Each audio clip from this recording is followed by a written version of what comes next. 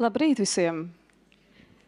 Priecājos jūs redzēt un priecājos redzēt gandrīz, būs jau pilna zāle, un priecājos par jūsu fantastisko interesi un Latvijas Autisma apvienības konferenci Labā prakse autisma jomā.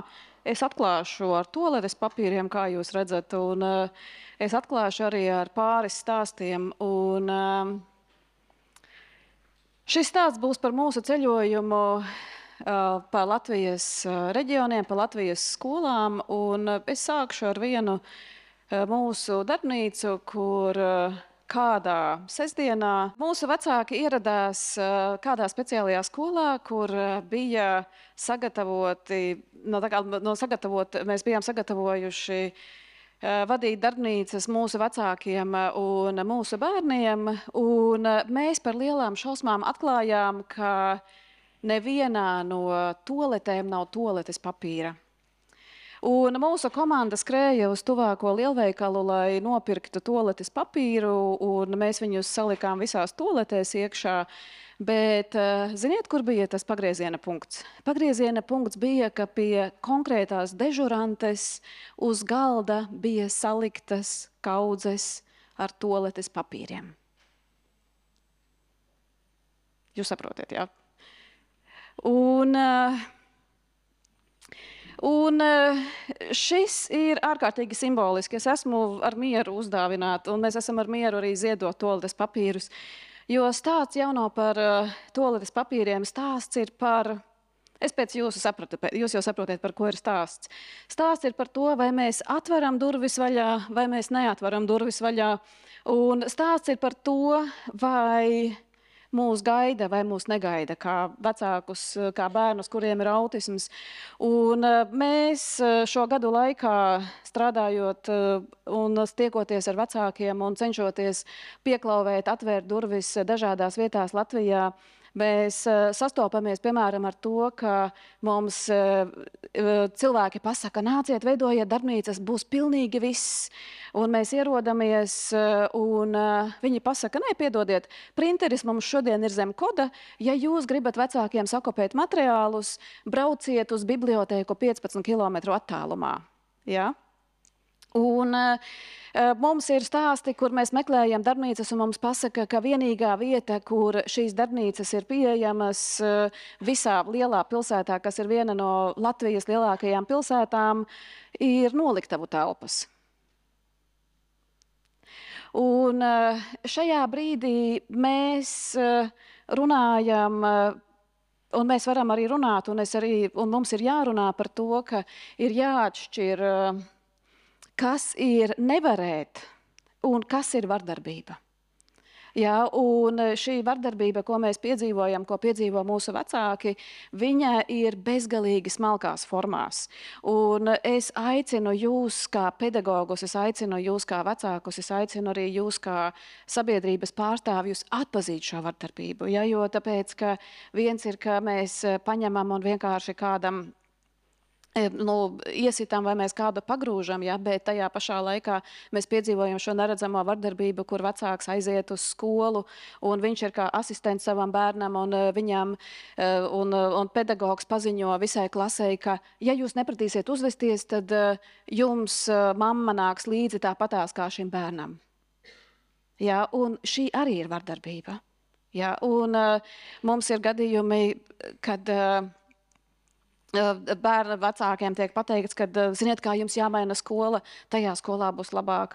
Un tajā brīdī, tā, ka viņi to saka, kad viņi pierunā, viņi zina, ka tajā skolā vieta nav.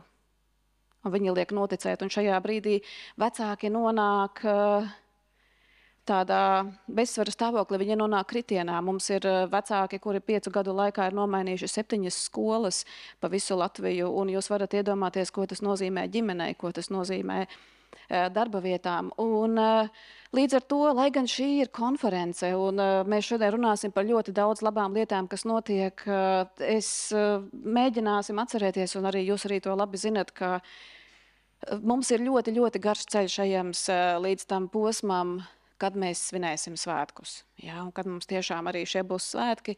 Un paldies visiem, kas šo ceļu padara iespējamu. Mēs esam bijuši arī vietās, kur mūs sagaida ar kafiju. Mums saka, kāpēc jūs braucat ar savām kūkām?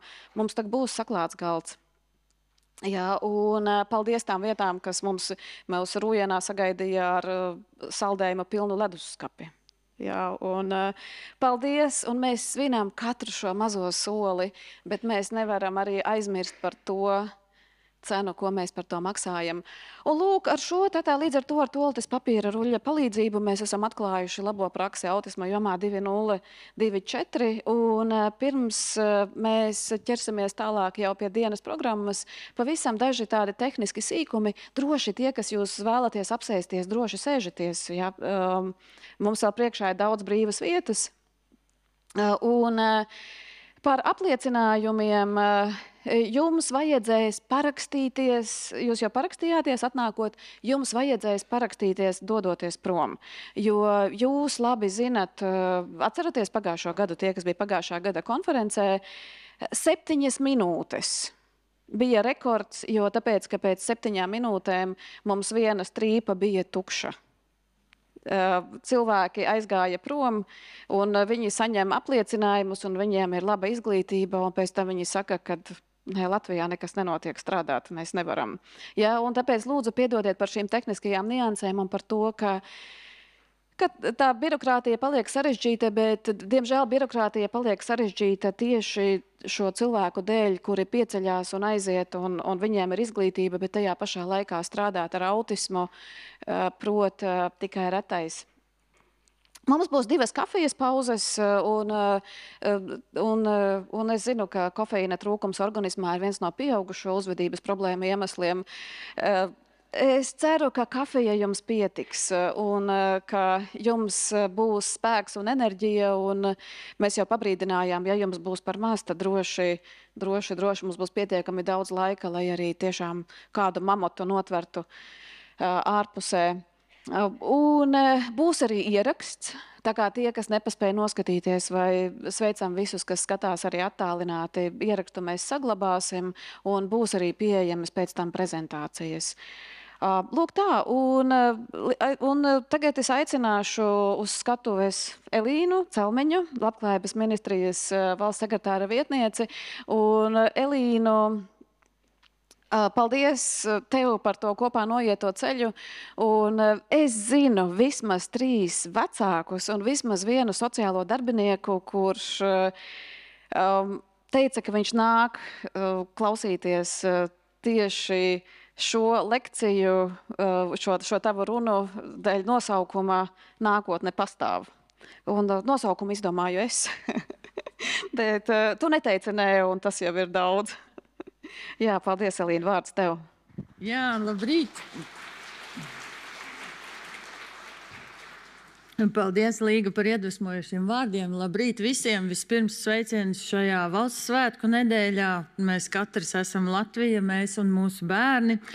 Un es šodien jums došu dažus tādus atziņas un ievadvārdus, ko tieši mana ministrija, Labklājības ministrija šajā gadā ir panākusi un kas mūs sagaida pavisam tuvākajā laikā.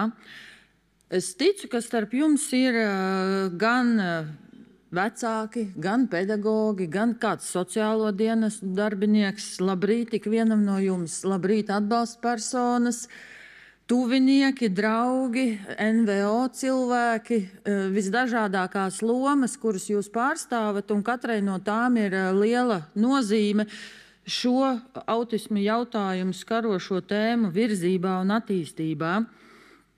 Jo bez jūsu intereses un mazliet arī tādas spiediena, es domāju, ka tas pagrieziena punkts sabiedrībā būtu nācis vēl lēnāk vai nenotiktu arī vēl tagad. Un es jau vairākus gadus cenšos būt klāt šajā konferencē, un es varu godīgi teikt, ka viņa ir saturiski tik ļoti piepildīta, ka kalpo par tādu kā nozīmīgu platformu un tālāko lavīnas veida efektu, kas veicina pārmaiņas Latvijā.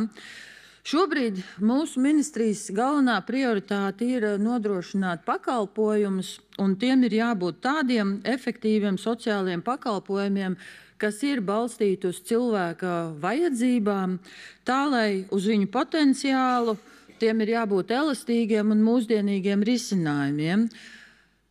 Mēs tādēļ strādājam, uz to mēs tiecamies. Mums pastāvīgi ir diskusijas ar jums un ar citiem, kur kaut kas ir jāmaina, kur kaut kas vēl trūkst, bet mēs saprotam, ka tāds ir galvenais sociālo pakalpojumu, tā skaitā profesionālās rehabilitācijas mērķis.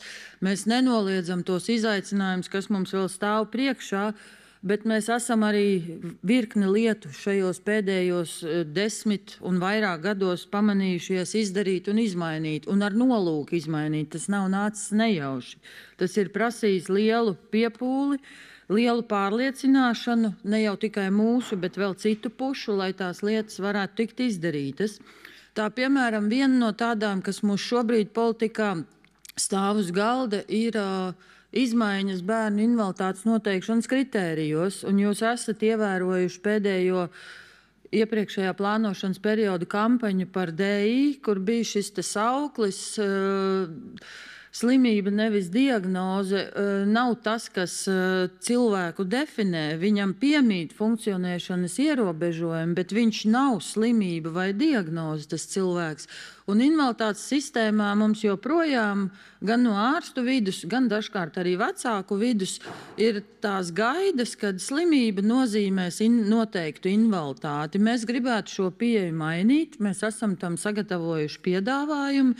Tas prasa diezgan drosmīgus lēmumus, pārkārtojums un arī resursus, bet es nevaru jums šobrīd pateikt, vai šī reforma, kas ir valdībā apstiprināta, tuvākajā gada laikā noteikti nē, bet aiznākamajos vai viņi tiks ieviesti tā, kā mēs to esam iecerējuši. Bet izmaiņas uz to, lai mēs darītu tā kā pasaulē, novērtētu reālos funkcionēšanas ierobežojumus, nevis tikai konstatētu slimības faktu, ir sagatavota. Un tad mēs varētu teikt, ka mēs piešķiram atbalstu, tāpēc, ka cilvēkam to vajag, nevis tāpēc, ka viņam piemīt tas vai cits burts slimības diagnozes kodā. Otra lieta, kur šogad mums ir izdevies panākt izmaiņas, ir vienots minimālo sociālo pakalpojumu gros. Tiem, kas ar šo tēmu ir mazliet vairāk pazīstami, varbūt arī, kad zina, ka šajā 10 obligāto sociālo pakalpojumu grozā ir vairāk tādi, kas ir arī saistoši un interesanti tieši ģimenēm, kurās ir bērns ar autismu, un tie ir aprūpes mājās pakalpojumi. Vēlākā dzīves posmā tie var būt grupu mājas un dienas aprūpes centri. Tie var būt atelpas brīžu pakalpojumi un specializētās darbnīcas. Tieši šodien man vajadzētu atrasties Saeimas komisijā rītdien faktiski, un tur es arī došos, šodien cits jautājums, mazliet sakļūdījos, bet pagājušajā nedēļā un rītdien Saeimas komisija tieši skata šo te likumprojektu pirms 3. lasījuma, un tad, ja parlaments nobalsos atbalstoši, un es ticu, ka tā būs, tad visām pašvaldībām šie 10 pakalpojumi kļūs obligāti, viņi ir jānodrošina. Saprotot, ka pakalpojumu nodrošināšana ir reizēm arī dārga lieta, pašvaldībām ir dota atkāpe, ka reizēm uz pakalpojumiem var veidoties rinda, bet viņi nevarēs teikt, ka pie viņiem šī pakalpojuma nav nemaz. Pakalpojumi būs jāizveido, un pakāpeniski es domāju, ka tas šo situāciju attīstīs. Papildus mēs veicinām pašvaldību šo spēju nodrošināt pakalpojumus, lēnām ieviešot līdzfinansējumu dažiem pakalpojumiem, ne tik strauji, kā pašvaldības gribētu, bet tomēr ar katru gadu kāds pakalpojums nāk klāt, kuram mēs līdzfinansējumu dodam, un tas uzreiz veicina, ka pašvaldībā šis pakalpojums notiek vairāk un biežāk. Un tad par labajām lietām, kas ir šogad notikušas un kur mēs esam panākuši, ka viņas varēs turpināties arī nākamgad. Lai šī sistēma, kad ģimenei un bērnam ir šis te papildinošais atbalsts pēc tam, kad ir beigusies agrīnās diagnostikas pakalpojumu programma veselības aprūpes sektorā, mēs uzsākām šī gada janvārī 2 pilotprojektus, vienu Bērnu slimnīcas fondam un vienu Latvijas autismu apvienībai. Un Bērnu slimnīcas fonds aprobēja psihosociālo rehabilitāciju, uzturošo terapiju tieši bērniem pēc agrīnās diagnosticēšanas programmas. Un līdz novembrim šo pakalpojumu bija saņēmuši 109 bērni. Savukārt Latvijas autisma apvienība nodrošināja līdzinieku atbalstu, atbalsta grupas un nodarbības, un kopā bērniem un ģimenēm 558 tika sniegts šis te sociālās rehabilitācijas pakalpojums atbalsta grupu un nodarbību veidā. Mēs esam panākuši, ka šie divi pakalpojumi turpmāk būs valsts finansēti pakalpojumi un tiks ierakstīti likumā. Likumprojekts, tas ir budžeta paketē iekšā, ir arī Saeimā, un man nav šaubu, ka šim likumprojektam būs pozitīvs balsojums, un no 24. gada abi šie pakalpojumi, kā valsts finansēti, ir jau ierakstīti likumā, un minētās biedrības turpinās šos pakalpojumus sniegt. Ar laiku, redzot, ka pakalpojumu pieprasījums ir lielāks, iespējams, ka mēs varam audzēt un pieprasīt arī lielāku finansējumu, bet šobrīd mums bija svarīgi uzsākt un panākt, ka finansējums ir vismaz tikpat liels, cik tas bija šajā 24. gadā. Bet bez tā es gribu arī atzīmēt, ka ar pakalpojumiem vien nav iespējams to caurumu aizlāpīt, un tam nebūtu jābūt pat caurumam. Tāpēc ļoti būtiski, es gribu pasvītrot šo te universālo pakalpojumu nozīmīgumu. Un viens no universāliem pakalpojumiem ir izglītība.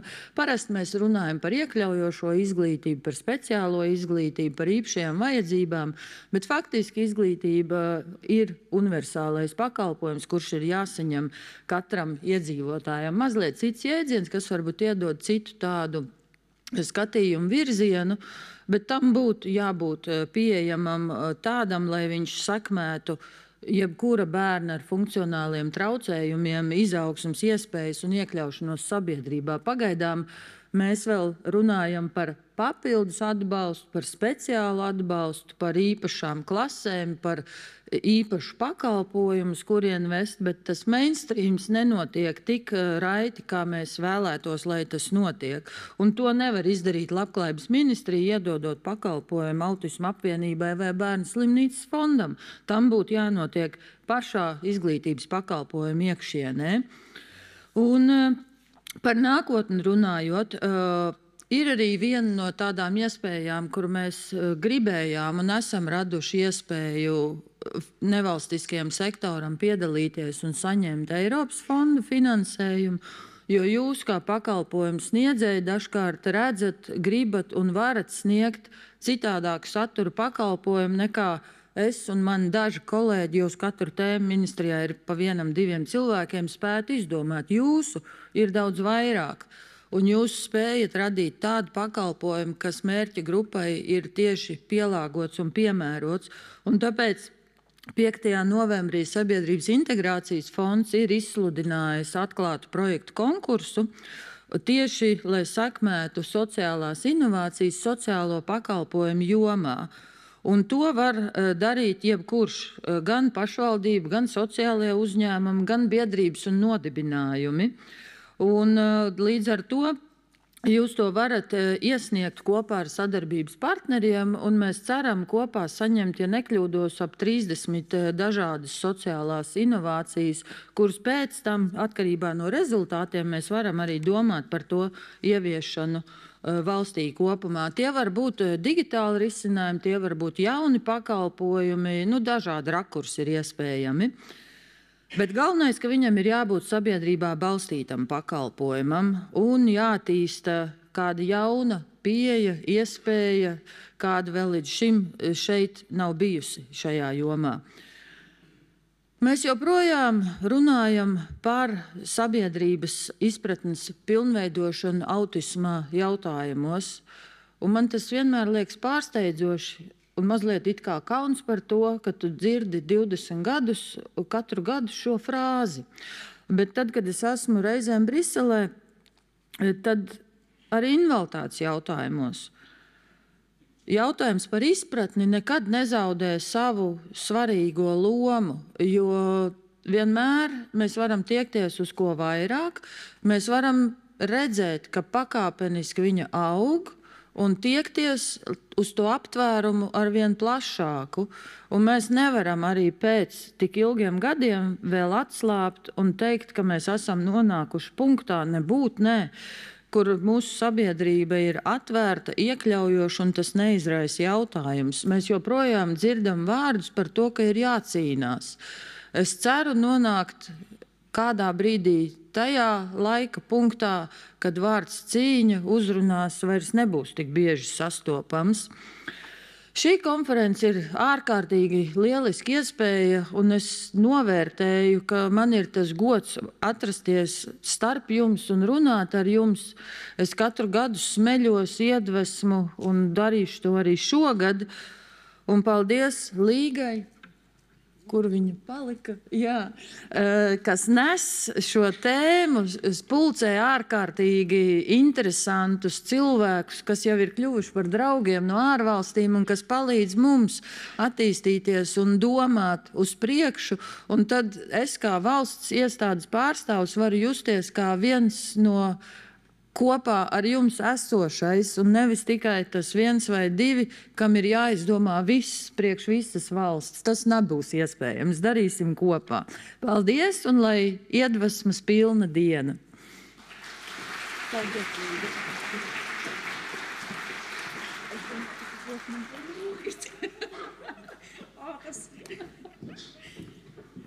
To rullīti es tev nedošu. Nē. Tā kā paldies. Paldies, Elīna. Tas, ko es ļoti novērtēju attiecībā uz Labklājības ministriju, ir, ka mēs paliekam kontaktā, ka mēs turpinam sarunāties arī tajos brīžos, kad ir tik grūti sarunāties, ir tajos brīžos, kad mūsu viedokļi atšķiras un svarīgākais ir palikt kontaktā, neaiztaisīt durvis un meklēt, kā pateikt savādāk, kā mēs varētu saprast un saprasties, un tiešām paldies par to, ka jūs vienmēr atrodat mums laiku un skaidrojat, un mums ir iespēja skaidrot jums. Un piesakot nākamo lektoru Elīna, Floor will be yours, un Līga, kamēr Elīna un Līga gatavojas, es pateikšu, tas, ko arī Elīna iesāka. Elīna Celmeņa iesāka, ka mums ir nepieciešami starptautiskie draugi, un mums ir ļoti daudz starptautiskie draugi, jo tāpēc, ka šī starptautiskā pieredze ir ceļošana laikā. Un mēs, kā Autisma apvienība, bezgalīgi lepojamies par to, ka mums ir iespēja pazvanīt, pajautāt, kā jūs to darat savā valstī, kā jūs to darat Lielbritānijā, Somijā, un tieši pateicoties Elīnai un Elīnas klātbūtnei konferencē mums šis atbalstīt ceļā projekts Latvijā ir bijis iespējams, šī vecāku atbalsta grupas, par ko mēs arī stāstīsim. Un paldies arī tiešām Labklājības ministrijai, kura arī apmeklē konferences, un paldies visiem jums, arī sociālajiem darbiniekiem, kuri klausās, jo tāpēc, ka ja mēs paliekam vieni savā burbulī, tad mums būs ļoti daudz labas idejas, bet tās idejas viņas paliks tikai redziet, cik citur ir labi un cik pie mums ir slikti. Tā kā, I told you everything already. Yeah, floor is yours. Thank you. Thank you. Just 1 minute, Liga. Was it 6 years ago when I first was here? Yes, that we were here. Oh, yes. It's been 6 years. I started to count. And both Ligas over there, we are talking about peer support. So you have the same name. There is something that you share, so you can be peers in your names. And actually, I found myself Elina over here, that we share the same experience that we have. Elina, I'm Elina from Finland, and you are Elina from Latvia. So we have something in common. And when we talk about peer support, there is something that we share, maybe just one thing, maybe more than one thing, but let's see. Jā, tātad ir jau 6 gadi, kopš es pirmo reizi šeit uzstājos, un ir interesanti sakritības, ka šeit mums ir 2 līgas, es un Līga Vērziņa, un mēs darbojamies līdzinieku atbalsta jomā, un šodien uzstājās mums 2 Elīnas, kuras arī cenšas visnotaļ palīdzēt vecākiem visos iespējamos veidos, un iespējams, ka sakritība ir tikai vārdos, iespējams, ka tā ir daudz lielāka, un tagad pastāstīšu jums vairāk arī par līdzinieku atbalstu.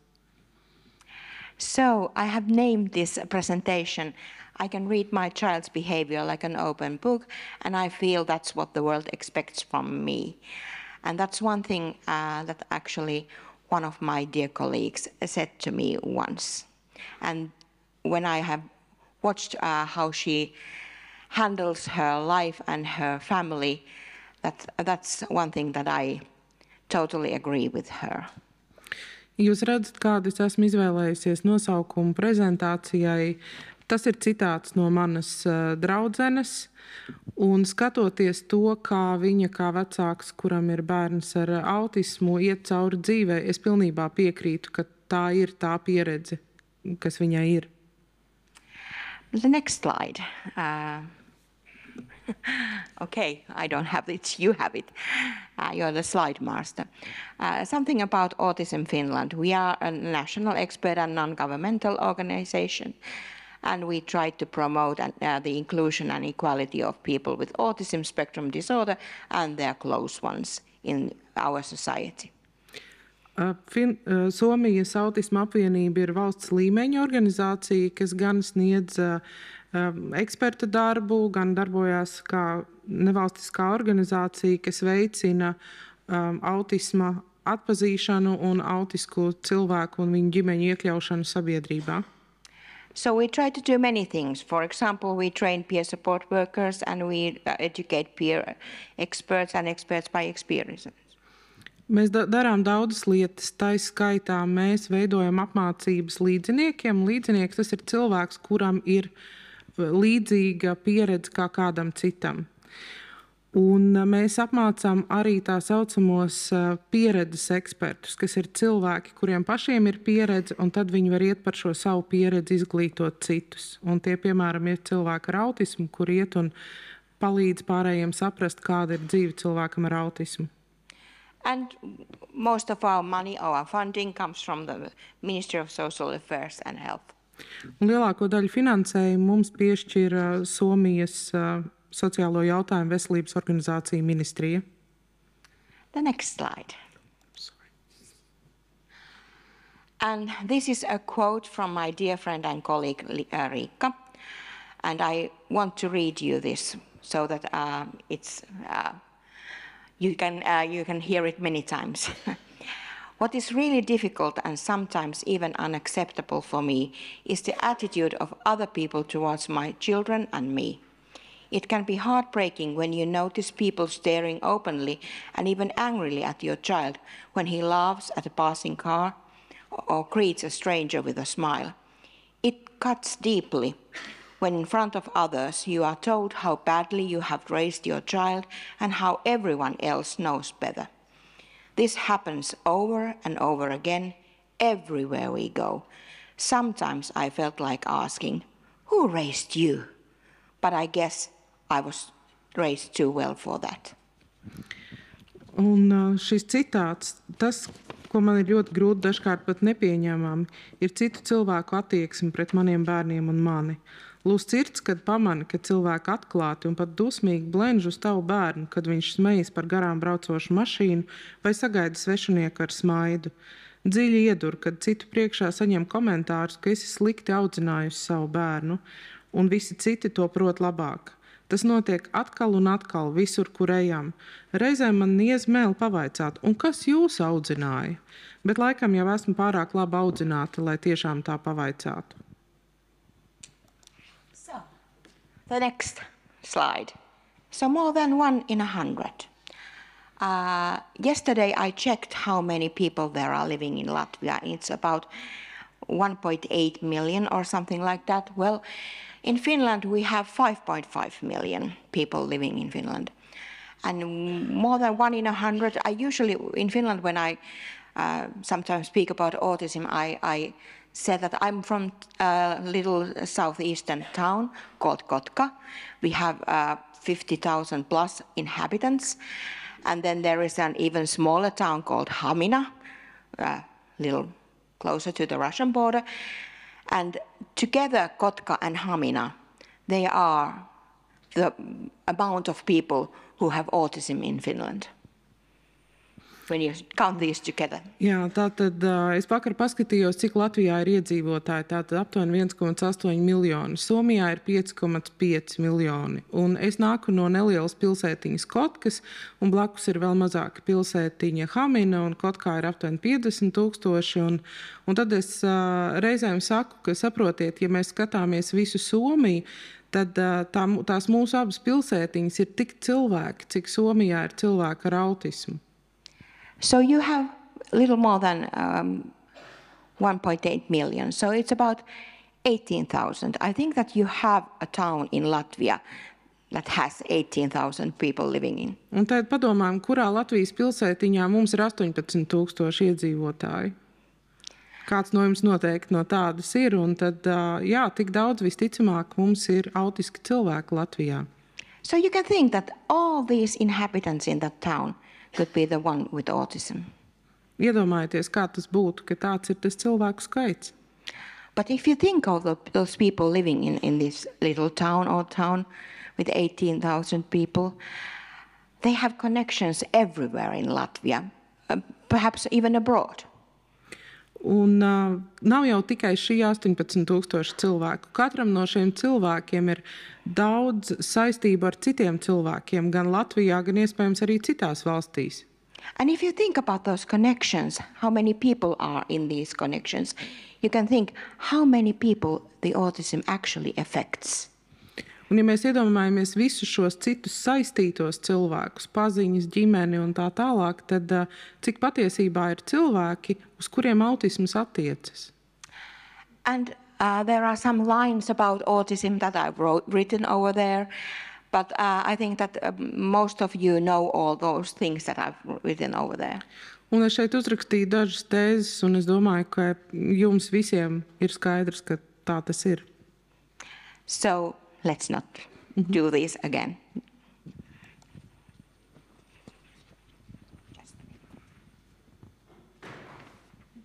My Latvian is not so good and I don't remember what I have written, so I have to.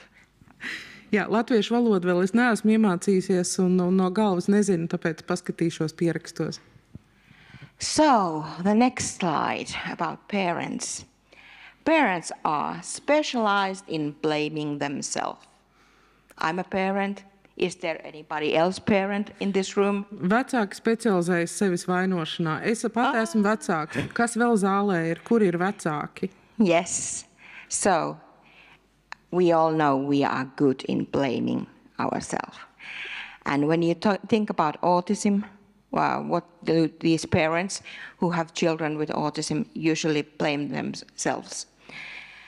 They blame themselves about the genes. It was my fault. My genes. I made this. This is me. Mēs, kā vecāki, esam vienkārši talantīgi sevis vainošanā. Un kas ir tās lietas, par ko sevi vaino vecāki, kuriem ir bērni ar autismu? Pirmkārt jau par gēniem. Tie ir mani gēni. Es droši vien to bērnam nodevu. And then they say, why didn't we notice this earlier? Why weren't we aware? Why this took it so long for us to notice what was wrong or what was happening? Tad bieži ir tas, kāpēc mēs nepamanījām ātrāk, ka kaut kas nav kārtībā. And then they say, I don't know enough. What can I do? I don't know enough about autism. What can I do? I just can't handle these situations. Un pārmetumi sev par to, ka es nezinu pietiekami, es nesaprotu, kā ar šo tikt galā. Man trūkst zināšanu par autismu. And then they think that, well, I know everything that I should do, but I just don't have the strength. I'm the worst parent ever. Savukārt, tad, kad tās zināšanas ir uzkrātas, tad vecāks domā pie sevis, jā, es zinu, bet man nav spēka to visu izdarīt. Es droši vien esmu sliktākais vecāks pasaulē. And whenever there's some kind of problem, they say, I don't do enough. This is all about me. I don't do enough. I'm not handling this as well as I should. Un, ja ir jebkādas problēmas, tad vecāks saka, es nedaru pietiekami, man vajadzētu darīt vairāk, lai šādas problēmas bērnam nerastos. And when other people comment about their child's behavior, they think, oh, well, that's my fault as well. It's me. I'm the one to blame. Un ja kāds arī komentē kaut ko sliktu par bērnu uzvedību, tad vecāks pie sevis domā, jā, tā ir mana vaina. Man būtu jāizdara kaut kas, lai tā nenotiktu. And then they blame about the siblings of the child. They say that, well, I just, all my time goes and it's used to take care of this autistic child and nothing else is left for the other children. Un viņi vaino sevi arī par to, ka ir sajūta, ka visu uzmanību aiziet autiskajam bērnam un kas notiek ar pārējiem bērniem ģimenē. And then they worry about the future. They worry, am I doing enough? Am I not doing enough? What about the future? What happens to the child after I'm gone? Un vecāki jūtas vainīgi par nākotni. Vai mēs esam izdarījuši pietiekami, lai bērnam būtu nākotne? Ko vēl būtu vajadzējis izdarīt? Un kas ar bērnu notiks nākotnē? Well, being a combat fighter, things you have to deal with. The combat fighter is here for a reason, because the cortisol level in these parents, especially in mothers, is as high as combat fighters have. Un nevelti šeit esmu ierakstījusi par kaujiniekiem. Tas nav tikai tēlains salīdzinājums. Pētījumos mērītais stresa hormonu kortizola līmenis vecākiem, īpaši mammām, mēdz sasniegt tādus pašus līmeņus kā kaujiniekiem. So what are they handling in their life? Lack of sleep, lack of time, lack of money. Un tik daudz, kā arī dzīvē trūkst un ir lietas, ar ko jātiek galā. Miega trūkums, laika trūkums, naudas trūkums. Lack of support from professionals and support from other people around them. Bieži pietrūkst atbalsta gan no speciālistiem, gan no cilvēkiem apkārt. Lack of understanding what they are dealing with. Lack of understanding about their situations. Trūkst izpratnes par to, kam viņi iet cauri un kādas ir tās situācijas, ar ko ikdienā jātiek galā. Lack of peer support. Do I find somebody else who has the same kind of problems or is dealing with the same kind of issues that I am? Do I find somebody to share or even partly relate to what I'm experiencing? Un bieži trūkst arī līdzinieku atbalsta. Tātad vai es varu atrast kādu cilvēku, kura pieredze ir vismaz attālināti līdzīgi tam, ko pieredzu es, kurš varētu saprast manas izjūtas dziļāk. And then lack of meaningful relationships. For example, in Finland, I can see that many of those families who have children with autism and, for example, challenging behavior, the parents get separated at some point of the time. Un arī tādu dziļu un nozīmīgu attiecību trūkums, jo tas, ko mēs redzam, ka īpaši ģimenēs, kur ir tiešām bērnam sarežģīta uzvedība, nereti ģimenes izjūg un nav vairs šo ļoti arī tādu tuvo ģimenisko attiecību. And of course, do our people around us, our relatives actually understand about what we are experiencing, or what about our friends, from what we used to have? Do they know? Do they want to be with us? So that kind of meaningful relationship sort of start to diminish sometimes. Un tieši tāpat arī pārējā tuvā ģimene, vai viņi ar mums vēl kontaktējās, draugi, kuri mums ir bijuši, vai tagad, kad ir šāds bērns, vai attiecības turpinās, vai mums ir arī šīs dziļās un tuvās draudzības, un nereti ir tā, ka daļa no šīm attiecībām pazūd. And of course, sometimes there is challenging behavior. The child behaves that way that parent can't understand. There can be that kind of things that actually hurt, and it hurts like psychologically and physically as well. Un reizēm tiešām bērniem var būt šī sarežģītā uzvedība, kas ir sāpīga vecākam gan psiholoģiski, gan reizēm arī fiziski. And then there can be sorrow. A sorrow about the child that I thought I had and that just isn't there. Un tad ir arī tādas kā sēras un skumjas par to, kādu es biju iztēlojusies dzīve ar bērnu, un ka viņa realitāte atšķirās. The next slide, yes. And if you are if you are on the spectrum yourself, there are things that you often miss. Understanding. Nobody understands how I am. Ja pats esi autisma spektrā, tad bieži pietrūkst citu izpratni, ka citu spētu izprast, kā ir būt man. Maybe you don't have any friends, or just a few friends, or you used to have some friends, but they have all gone. Un bieži pietrūkst arī draugi. Varbūt viņu nav vispār, varbūt viņi ir tikai daži, varbūt viņi ir bijuši, bet kaut kam mainoties dzīvē, draudzības izjūg.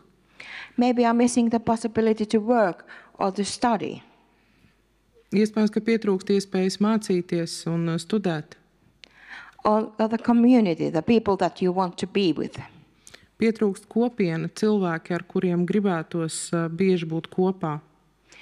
And maybe if you are diagnosed at later stage of your life, maybe you don't know how to manage your life after the diagnosis.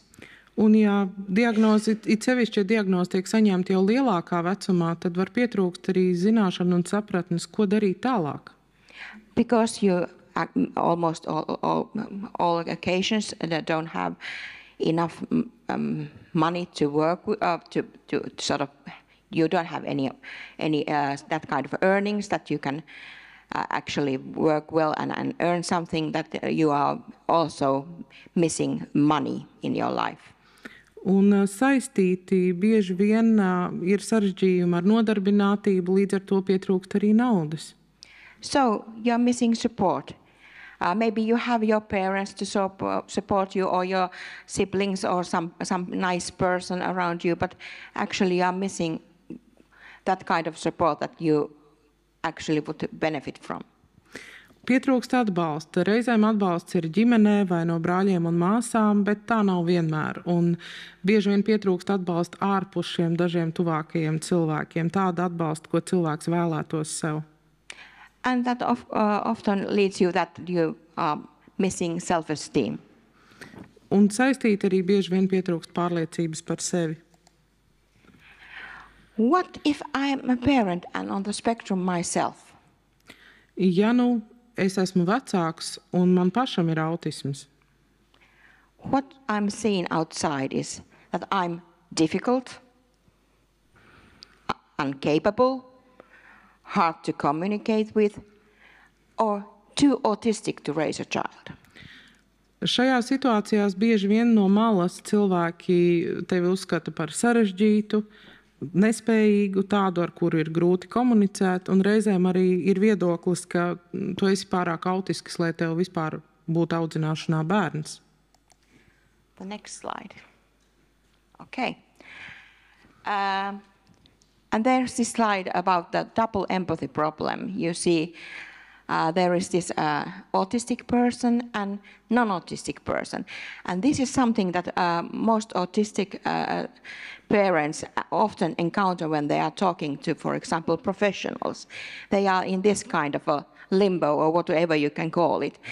And you are talking to somebody who actually isn't understanding what you are saying and experiencing.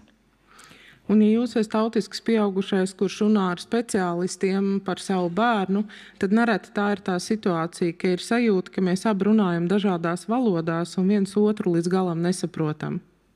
So this is not something to blame one or the other. This is something that actually is happening, and both parties are struggling, but mostly the autistic persons are struggling in this situation. Un šī dubultās empātijas problēma, tas nav par vainošanu. Mēs nemeklējam, kurš ir vainīgāks, ka kāds kādu nesaprot, bet ir svarīgi apzināties, ka šī sapratnes trūkums var būt no abām pusēm, un ka mums ir jāmeklē ceļš, kā vienam otru saprast. Un visticamāk, ja abiem būs grūti saprast otru, un autiskiem cilvēkam varētu būt nedaudz grūtāk saprast. And now I'm asking you, who's the one that should be more flexible in this situation? Un es vēlos pavaicāt, kuram šajā situācijā vajadzētu būt tam, kurš ir elastīgāks? The one with autism or the non-autistic person? Tam cilvēkam, kuram ir autisms, vai tam cilvēkam, kuram autisma nav?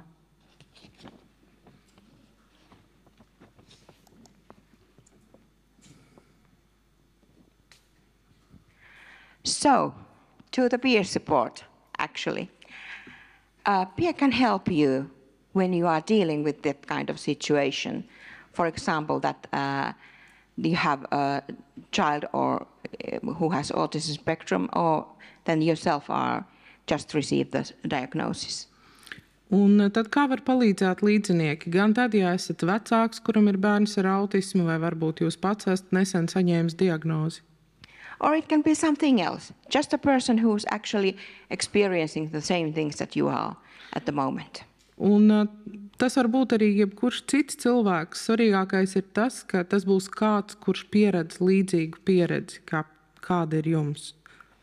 Even if you just meet somebody at the doctor's waiting room, when you take your child to school or in the bus stop, that you start to tell about your life. Un reizēm šādas satikšanās notiek pat neparastās vietās. Piemēram, ārstu uzgaidāmajā telpā jūs satiekat kādu, kurš iet cauri līdzīgām grūtībām. Vai arī varbūt vedot bērnu uz skolu, jūs satiekat autobusu pieturā citu vecāku, ar kuru jūs parunājat un jūtaties, jā, mēs abi ejam cauri līdzīgām problēmām. It makes you understand that you are not alone. I'm not alone in this. There are other people actually at the same kind of situations. Un tas iedod sajūtu, es neesmu viens. Ir arī citi cilvēki, kuriem ir līdzīga pieredze. It makes the future look somewhat brighter, and it makes you feel better, and it makes you want to share good things and not so good things. Mēs sajūtamies labāk, mums sāk rasties lielākas cerības par nākotni, un rodas vēlme dalīties vairāk gan ar to, kas ir labs, gan ar to, kas varbūt nav tik labs. And it promotes your well-being, so it makes you feel better. Un tas veicina labizjūtu, attiecīgi mēs jūtamies labāk par notiekošo. Are we at the next slide? Yes. Mm-hmm. Okay. So, what happens when you have this organizational peer support, like you now have in Latvia? Un tas bija vienkārši, ja mēs satiekam kādu pilnīgi nejauši, kuram ir līdzīga pieredze. Savukārt, kas notiek, ja šis līdzinieku atbalsts tiek organizēts un ir strukturēts un sakārtots? So you have all that I was telling you about the bus stop or doctor's waiting room. And you have the people who are actually receiving and giving support, those who go through similar processes, and they support each others. Ir viss tas pats, kas bija iepriekšējās situācijas. Notiek šī atbalsta saņemšana, atbalsta došana. Tie, kuriem ir līdzīga pieredze, atbalsta viens otru. And I remember when me and my colleague, whose actually name is Elina as well, we were here 6 years ago. We were talking a lot about these things, that peer support and professional help are different things. They are different things. You don't have to be a professional to be a peer supporter. Un pirms 6 gadiem es šeit biju ar savu kolēģi, kur arī sauc Elīnu, un mēs stāstījām par to, ka speciālistu atbalsts un līdzinieku atbalsts ir divas atšķirīgas lietas. Cilvēkam nav jābūt medicīnas darbiniekam, lai viņš varētu sniegt līdzinieku atbalstu. And with the help of peer support, you can gain different perspectives and better understanding to your own situation. Caur līdzinieku atbalstu mēs gūstam jaunu skatījumu uz savu situāciju. So, for example, the feeling of loneliness, the feeling of being alone all in this situation, it really can decrease. Noteikti var mazināties sajūta, ka cilvēks ir viens ar savu problēmu. And of course, peer support can also include recreational activities. Līdzinieku atbalstā var būt iekļauti arī atpūtas pasākumi. And why the peer support should be organized? It should be organized because it is important for the continuity and the well-being of volunteers. You have to have somebody to take care of these people who actually volunteer to work in peer support. Un, ja jau nav diža atšķirība, tad kāpēc ir svarīgi, lai šis līdzinieku atbalsts būtu organizēts?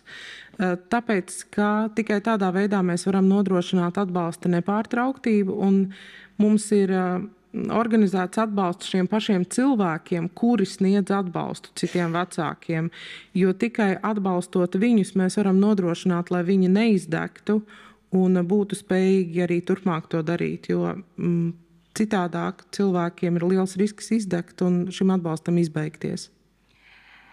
Because if you don't have organized and guided peer support, you soon don't have peer support at all, or you have it like occasionally in bus stops and doctor's appointments. Jo, ja tas nebūs organizēti, tad tā būs tāda laimes spēle, vai es tajā autobusu pieturā satikšu draudzīgu vecāku, ar kuru parunāties.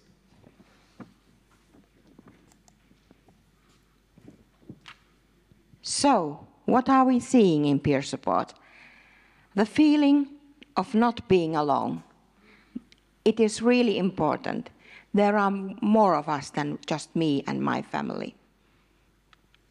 Un būtiskākais ir tiešām saņemt šo izjūtu, ka es neesmu viens, tā nav tikai mana ģimene, tādi ir arī citi cilvēki. These last lines are our experiences from Finland, and peer support is considered vital, especially when the child has just been diagnosed with ASD.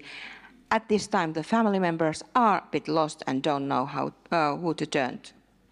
Un arī no Somijas pieredzes ļoti būtisks ir tieši šis agrīnais atbalsts brīdī, kad vecāki iet cauri diagnostikai, kad viņi ir tikko saņēmuši diagnozi, jo tajā brīdī viņi ir ļoti apjukuši, viņiem ļoti ir vajadzīga gan informācija, gan atbalsts.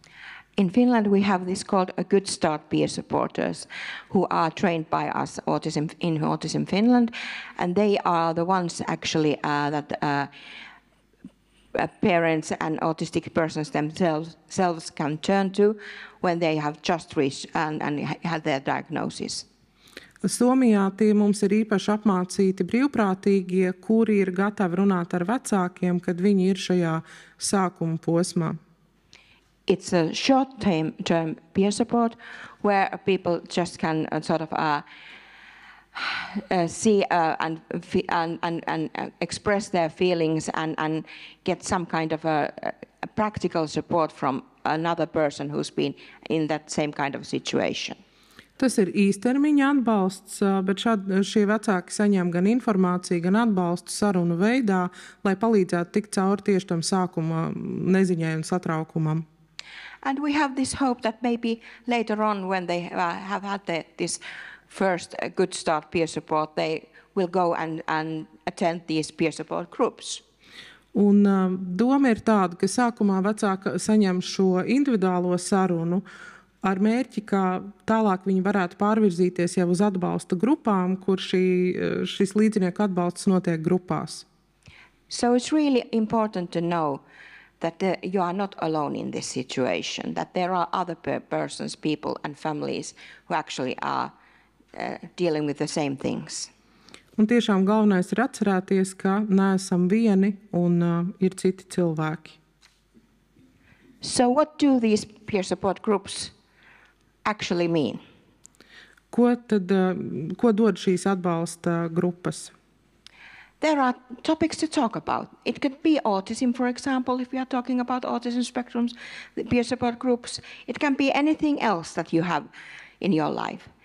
There are hope, positivity, and confidence for the future because there are always people to support you. There can be information and knowledge about the practical knowledge from everyday life, or sometimes there can be some kind of a expert telling you about things which are actually important at this point. Un reizēm tās ir vienkārši sarunas par to, kas notiek dzīvē, reizēm tās ir sarunas par autismu, un reizēm tas ir kāds uzaicinātais eksperts, kurš sniedz tieši to informāciju, kas vecākiem tobrīd ir būtiska. There are good tips from other parents or other people, what to do, how to deal with some kind of situations. And there is also the friendship. Vecāki apmainās pieredzē, kas ir palīdzējis citiem, kas ir strādājis, kas nē. Un tur veidojas arī draudzības. And then there's this empowerment, which is one of my, my favorite subjects to talk about. Un tad ir spēcināšana, kas ir mans mīļākais temats. my friends in Finland, they know that I could talk about this in Finnish for hours and hours. But actually, empowerment is something that we often hear about. And the one thing that I want you all sort of remember from this presentation is nobody can empower another person. Empowerment is something that is happening inside us. Un galvenais, ko es gribu jums pateikt par to spēcināšanu, tas nav kaut kas, ko mēs ar varu varam otram cilvēkam izdarīt, tā kā es tevi tagad nospēcināšu. Tas ir kaut kas, kas notiek cilvēkā pašā. And if you want this empowerment to happen, you have to have all the elements of empowerment present. Un, lai tas varētu notikt, ir jābūt šiem visiem augšā minētajiem elementiem. So you have to have the feeling of responsibility. I'm trusted in this. You have to have the freedom of doing things in the way that you know that they could be done. You have to have the positivity, trust, the good atmosphere, the appreciation in the operating environment. Tad ir jābūt gan atbildībai, brīvībai, pozitīvai noskaņai, tam, ka mēs uzticamies, tas, ka mēs saņemam atzinību un ir mums piemērota šī vide. So it's an individual process that you are having. And it arises through the interaction that you have with other people. And actually, the empowerment varies in different situations and environments. So you are not feeling empowered all the time, but in some places, in some settings, you are feeling empowered. And I think that why in peer support groups? Because they could be the places that people actually are feeling this empowerment. Un, lai arī tas ir individuāls process, tas rodas un notiek miedarbībā ar citiem. Un nav tā, ka cilvēks vienmēr un visās vidēs jūtās vienādi spēcīgs. Tādēļ šīs līdzinieku atbalsta grupas iespējams ir viena no tām pirmajām vietām, kur cilvēks sajūt šo spēku un spēju pastāvēt par sevi. So a person's internal empowerment process can lead to external empowerment, for example, through organizational activities. Un tālāk iespējams, ka šī iekšējā sajūta pāriet jau arī ārējā spēkā, kad cilvēks arī iesaistās kādās organizāciju aktivitātēs. So, paldies. Thank you for this. And if you have some questions, I'm glad to answer. Paldies jums!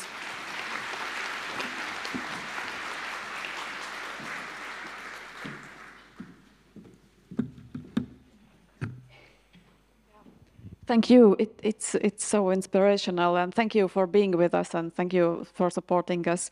Paldies Elīnai, paldies par atbalstu, paldies par atbalstīšanu, un paldies, ka tu esi mums blakus. I will bring it together. So, so paldies. Thank you. Thank you. Yeah. Lūk, un tagad, kad es aicināšu uz skatuves pastāstīt, kā mums Latvijā ar šo vienu līdzinieku atbalstu klājas, tad es aicināšu Irmgardi un Līgu tūlītās, bet es sākšu ar vienu brīnišķīgu stāstu, jo tas, ko mēs arī meklējam, mēs meklējam šos resursus, un jūs zinat, ka Autisms LV fórums, kur jau vairāk nekā 5000 cilvēku viņš ir milzīgs resurss, kur jūs dažu minūšu laikā varat saņemt sarežģītākos jautājumus gan par audzināšanu, gan arī par taktiku, par birokrātijas labirintiem, un mēs katru gadu izvēlamies līdziniekus arī balstoties no tā, kā mēs redzam, kurš atbalsta visvairāk, kurš atbalsta pozitīvi. Un šogad mēs izvēlējāmies 21 līdzinieku, un tajos brīžos, tad, kad es arī zvanīju šīm ģimenēm, tad izrādījās, ka starp šiem 21 cilvēku mums ir 7, kur ir gan vīrs, gan sieva, 7 pilnas ģimenes, un tad vienmēr, kad es zvanu, piemēram, dzīvesbiedram, es saku, kad vai man zvanīt par apmācībām arī tavam vīram vai tavai sievai, un visos 7 gadījumos viņa pateica, nē, es pateikšu, un viņš tur būs. vai viņa tur būs. Un es saku, bet kā tu zini, jūs tak neesat, tās ir 2 dienu apmācības, tas ir ļoti grūti. Viņa saka, ja es pasaku, ka tas ir svarīgi, tad tas ir svarīgi. Jā, un tas ir fenomenāli redzēt šo uzticēšanos, un tas ir fenomenāli arī redzēt to, cik ļoti vecāki ar autismu, kuriem ir bērni ar autismu, un arī, protams, paši pieaugušie ar autismu, vēlas mācīties. Un par to, kā mums ir gājis šogad ar atbalstīšanu, es aicināšu uz skatuves vēl vienu līgu. Tā kā jūs zinat, visas apvienībā ir vienkārši. Jā, un Irmgarde, vārds jums.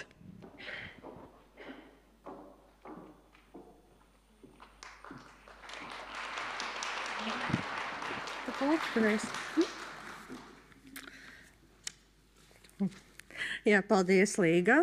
Un pastāstīsim šodien nedaudz par mūsu pieredzi atbalstīt ceļā. Un sāksim mēs tā, jo mēs Jā. Tātad, vai mēs zinām, kas mūsu projektā ir kopīgs? Kad toalets papīram, adīšanai un tam, ka mēs varam jebko izdarīt gaitiņos, no nodarbībām līdz darbnīcām. To jūs šoreiz uzzināsiet varbūt arī nedaudz vēlāk, bet labā ziņa ir tāda, ka, ja mēs sākam prezentāciju ar toalets papīru un gaitiņiem, mums paliks viss tikai labāk.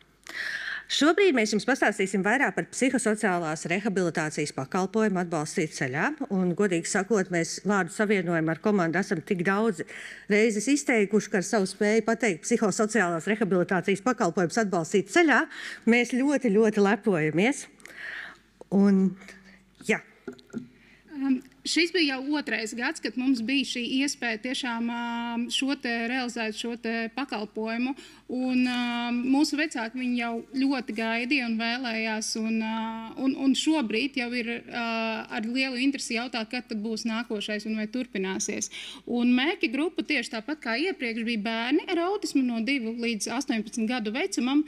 Un protams, arī viņu ģimenes locekļi, vecāki, vecvecāki un arī brāļi un māsas, kas mums bija ļoti svarīgi. Pakalpojumu saņēmējiem bija pieejamas vispārīgās atbalsta grupas. Un tās ir paredzētas tieši šiem ģimenes locekļiem, vecākiem, vecvecākiem, kuri nāk uz grupām ar šiem pieredzes ekspertiem, līdziniekiem vai arī kādu speciālistu, kas tiek speciāli pieaicināts. Un viņi runā par viņu problēmām, par viņu pieredzi, viņi dalās un satiekas ar citiem vecākiem. Tad mums ir arī specializētās atbalsta grupas. Tās bija gan tādas, kur mums bija tieši bērniem ar autismu, un bija arī tādas, kas ir paredzētas viņu ģimenes locekļiem, vecākiem, brāļiem, māsām. Un tur, piemēram, stomatoloģijas darbnīca, par kuru mēs vēl ļoti daudz teiksim, kas ir ļoti svarīgi mūsu bērniem. Arī sensorās uzvedības darbnīca, arī ēšanas. Šīs tiešām ir visas brīnišķīgas darbnīcas, kas ir ļoti gaidītas no vecākiem un ļoti apmeklētas. Un arī radošās darbnīcas bērniem. Šīs bija bērniem ar autismu un viņu brāļiem un māsām, lai viņi var nākt kopā, lai nav šis nošķīrums, ka tagad mēs ejam ar vienu bērnu un otrs paliek mājās kaut kur. Un mēs izmēģinājām visu, tiešām mākslu, mūziku, tehnoloģijas, dabas zinātnes, cianotipiju kopā gatavojām mēs. Un tās bija ļoti brīnišķīgas darbnīcas, kur mums katrs bērns varēja atrast šo viņa aizraušanos un viņa interesi. Bet jau iepriekš mēs esam stāstījuši par to, ka atbalstīt ceļā liela un nozīmīga daļa ir arī līdzinieki. Un Elīna pastāstīja mums jau iepriekšējā prezentācijā par to, kas ir no savas puses, kas ir līdzinieki. Es pastāstīšu par viņiem nedaudz vairāk. Tātad, ko mēs zinām par mūsu līdziniekiem? Viņi dzīvo visā Latvijā. Viņi ir īstenībā bet 24. Mums ir 17 no viņiem ir sievietes un 7 vīrieši. Viņu vidējais vecums ir 41 gads. Un vēl mēs esam noskaidrojuši, ka aptuveni vidējs sadalījums ir tumšiem un gaišiem matiem. Mūsu dāmas gan diezgan regulāri jauc mums šo statistiku, bet mēs turamies pie tā, ka tumši un gaiši mati ir pusi uz pusi. Bet kas vēl ir līdzinieki? Tā ir brīnišķīga mūsu vecāku komanda, kas ikdienā aizdomājas tiešām ne tikai par to, kā iet viņiem pašiem, bet arī par to, kā iet citiem vecākiem viņu pilsētā, ciemā vai pat rajonā. Tie ir vecāki, kuri audzina bērnus ar autismu. Tie ir vecāki, kur lieliski joko un absolūti brīnišķīgi un regulāri atsaucās uz ziņām. Klau, vari lūdzu palīdzēt tagad? Šajā attēlā jūs redzat mūsu līdzinieku komandu, kas šī gada martā sāka savu ceļu uz atbalsta grupu vadīšanā. Kā jau minēju iepriekš, līdzinieku un vecāku atbalsta grupas princips ir šis līdzgaitnieku atbalsts. Tas ir tos jautājumus, kurus mēs pārsvarā uzdodam fórumos vai kādos čatos, pārnest uz reālo dzīvi, pārvērst to par īstām draudzībām un radīt šo vidi, kur vecāki var sajusties normāli, šo drošo vidi un tas, kur mēs varam vecāki justies, ka viņus tiešām saprot no pusvārda. Mazliet par skaitļiem. Tas, ko mēs janvārī solījām Labklājības ministrijai, bija vismaz šie 150 bērni ar autismu un 144 nodarbības. Šobrīd mēs esam noorganizējuši jau 182 atbalsta grupas un nodarbības, no kurām 51 ir nodrošināti attālināti un 131 ir klātienē. Un mums ir liels prieks, ka mēs arī esam savās darbnīcās un atbalsta grupās satikuši 178 bērnus ar autismu un 380 viņu ģimenes locekļus, kas ir vecāki vai brāļi un māsas.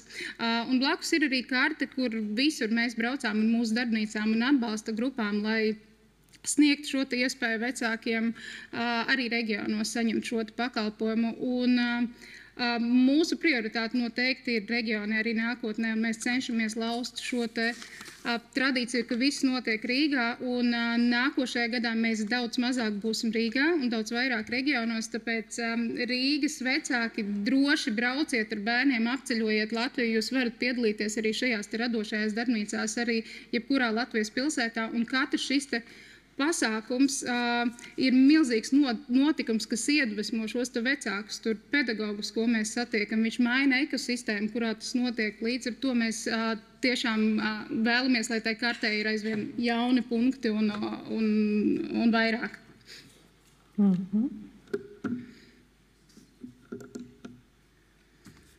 Jā, vēl par skaitļiem.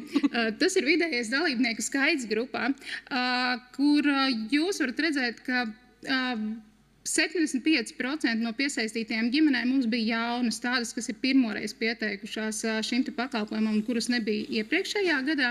Kopējais pieteikumu skaits ir 346.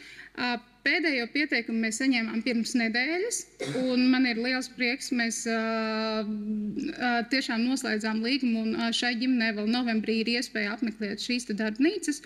Un zvanu par jauno līgumu jau nākamajam gadam es saņēmu vakar, kur es lūdzu uzgaidīt to māmu, jo es teicu, ka visi saņems noteikti šo pakalpojumu, bet mums vēl nav saskaņot šī līguma forma, bet noteikti būs.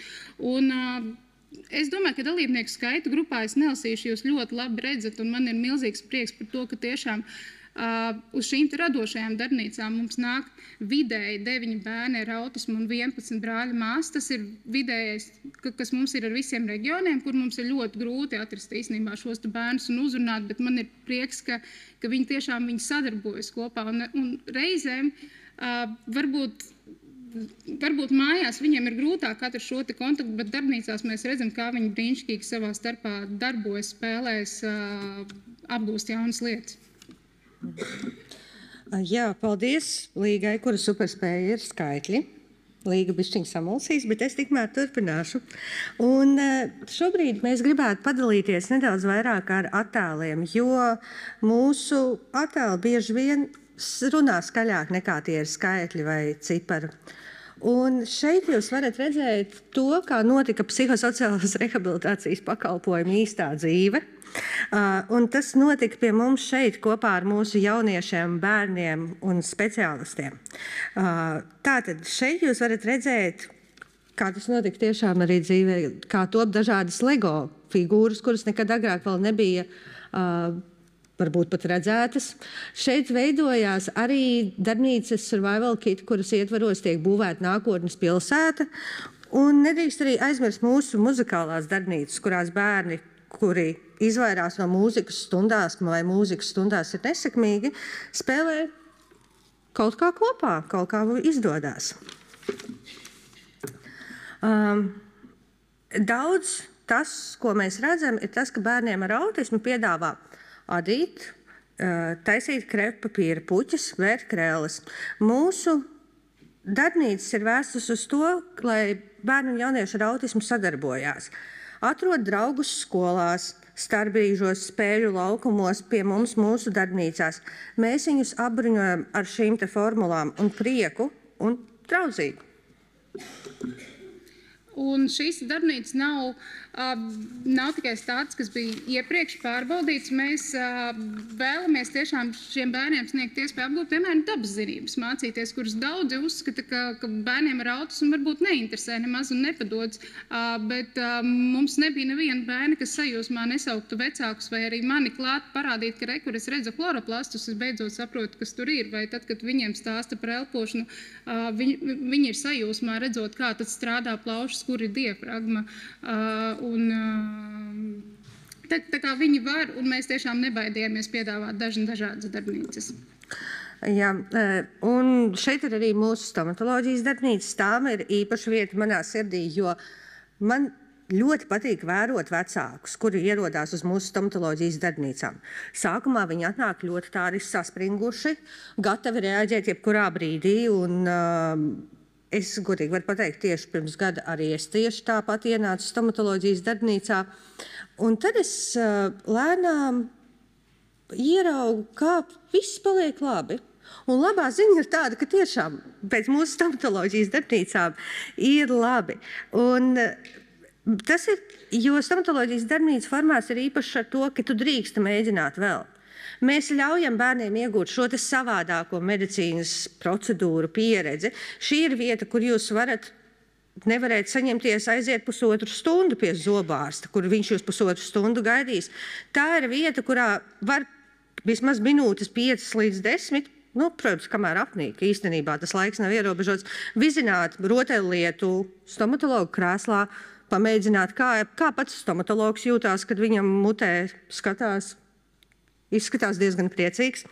Un man vislielākais prieks ir par to, ka, ja pirmajās reizēs mūsu vecāki uz darbnīcām nāk, tādi ļoti saspringuši, ar katru nākamo reizi viņi nāk ar vien tādi brīvāki, mierīgāki. Un redzēt priecīgus cilvēkus stomatoloģijas institūtā vienmēr ir kaut kas ļoti, ļoti jauks. Jā. Mēs šeit var redzēt arī mākslas un cianotipiju darbnīcu un būs daudzas citas, jo mēs nekad nezinām to interešu jomu, tos talantus, kas ir mūsu bērniem, kamēr mēs tiešām nedodam viņiem iespēju izmēģināt un paskatīties uz visām šīm lietām, darboties ar rokām, uzdot jautājumus, jo šie bērni itin bieži šķiet, ka viņš nejautā, jo viņu neinteresē, bet tā noteikti nav, vai arī, ka viņam nav jautājumu.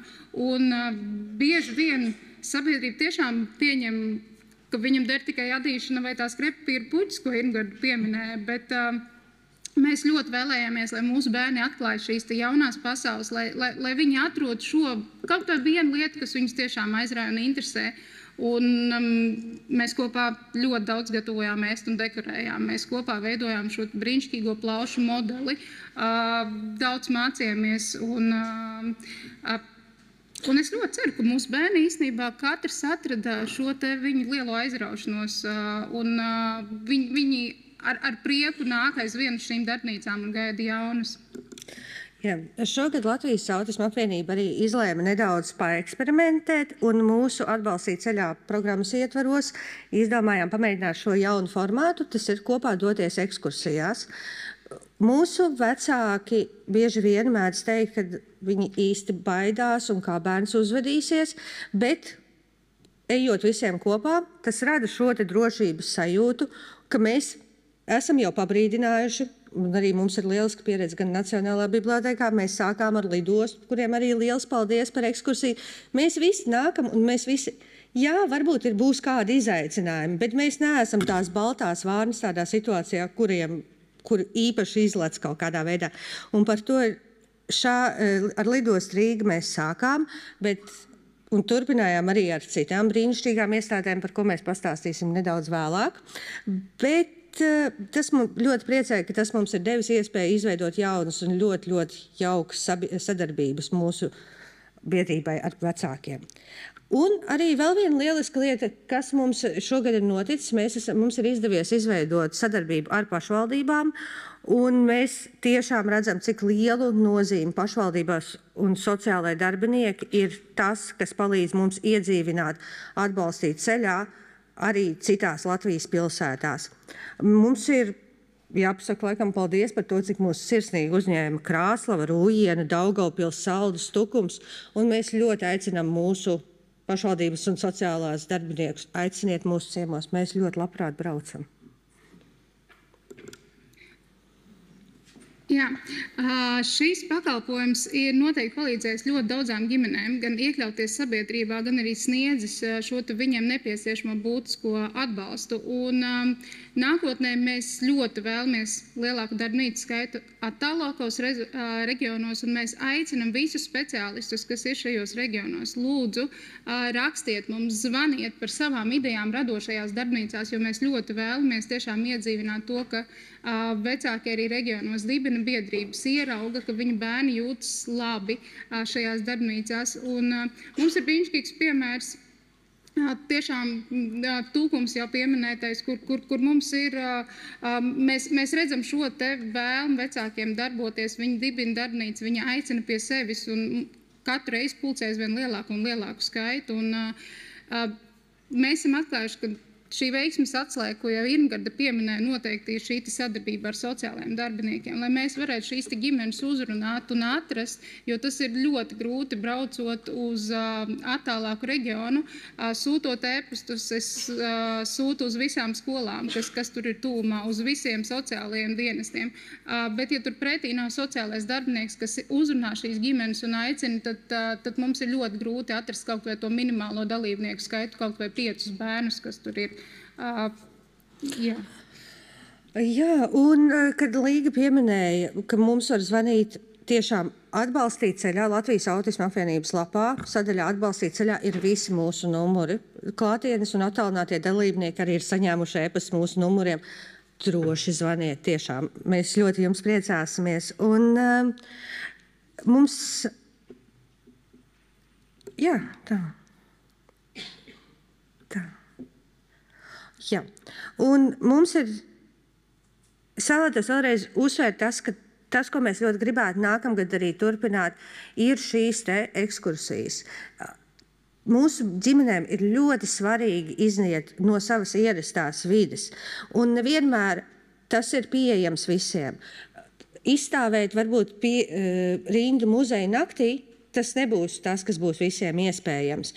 Bet neskatoties uz dažādiem izaicinājumiem, mums ir milzīgs prieks radīt pasākums, kas ir pielāgoti tieši mūsu bērniem.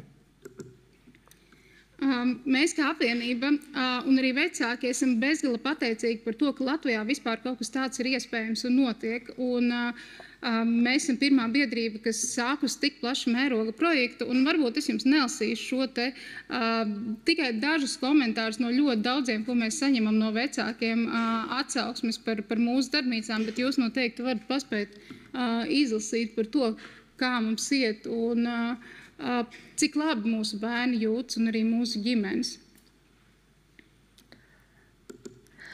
Bet arī ir tās lietas, kuras neparādās neatgriezeniskās saites anketās un neparādās bieži vien atskaitēs vai komentāros pie Facebook ierakstiem. Un tās ir lietas, kuras jūs varat redzēt šeit. Tie ir pirmā darbnīca, kuru vai pasākums, kuru jaunietis ir izgājis pēc 3 gadiem, kuras ir pavadītas mājās. Tās ir varbūt pirmā reize, kad bērns ar autismu ir saticis aba terapeitu vai vispār ir uzzinājis, par ko viņš īsti dara. Tās ir bērns, kurš ir baidījies iekāpt mašīnā, bet pēc darbnīcām ir beidzot varējis to izdarīt. Un tas ir ļoti, ļoti, ļoti svarīgi.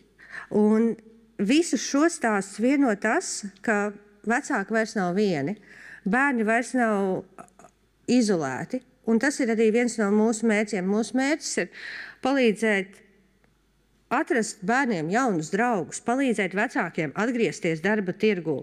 Un bērniem pēc tam no nodokļu patērētājiem arī kļūt par darba ņēmējiem vai darba devējiem un arī par topošajiem nodokļu maksātājiem. Un mēs noslēdzam kopā atsevišķi, bet kopā. Mēs kopā turpinam.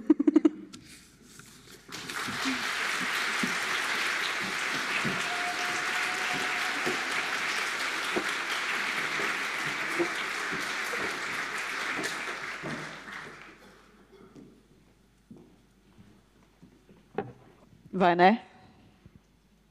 Jā, un tiešām tas brīnišķīgais caur atbalstīt ceļā ir tas, ka vecāki, kas ir ilgus gadus bijuši mājās ar bērnu, iziet uz ielas un viņi atnāk uz darbnīcām, vecāki atrod draugus un bērni atrod draugus. Un es laikam noslēgšu pirms nākamās mūsu skaistākās sadaļas šo stāstu, ka mums bija viena mamma, kas atnāca ar jaunieti uz darbnīcu, un jaunietis arī ilgus gadus nav bijis vispār izgājis uz ielas, jo ļoti daudz no viņiem pāriet tālmācībā, un viņi neiet uz ielas. Jā, un mums ir jaunieši, kas var nosēdēt 7 gadus nevienu reizi nesot ārā, un viņi atnāca ar jaunieti, un viņam patika, un viņš nāk vēl, un viņa teica, ak, Dievs, ka cik daudz mēs esam zaudējuši, cik daudz gadus, un ja mēs būtu zinājuši, ka te ir tik jauki, un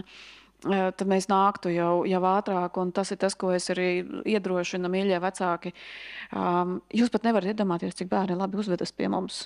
Un jūs to zinat, tie, kas jūs esat bijuši, jūs zinat, ka vecāki sagaida eksplozīvu uzvedību, ka tur būs kliekšana, gāšanās gar zemi. Nē, tas nav tā, jo tāpēc, ka tajā brīdī, ka viņi redz, ka neviens neiespringst, un viņi tur pavārtās pa grīdu un turpina darboties tālāk nākamās 3 stundas, kad nav šī te trauksme un spiediens, tad pēkšņi viss atrisinās, un bērni atklāja talantus, vecāki gūst iedvesmu, un līdz ar to es aicinu jūs nebaidīties, un arī tas nav tik viegli, to viegli pateikt, ka arī nelieciet šīs bailes uz bērnu. Ja, kad viņš tur neuzvedās, tad mēs palīdzēsim. Turpiniet dzert kafiju. Tā kā. Lūk. Paldies visiem, kas palīdz, kas atbalsta, un mēs ar šo atklājam mūsu nākamo posmu, kas ir labā prakse autisma jomā. Tu droši vari, es tev palīdzēšu izripināt ārā. Un, kā jau jūs zināt, mēs katru gadu pasakām paldies, vecāki pasaka paldies, un galvenais nenoripināt lejā. Vecāki pasaka paldies tiem cilvēkiem, tām organizācijām, kurus mēs satiekam, kurus jūs kā vecāki satiekat savā ceļā.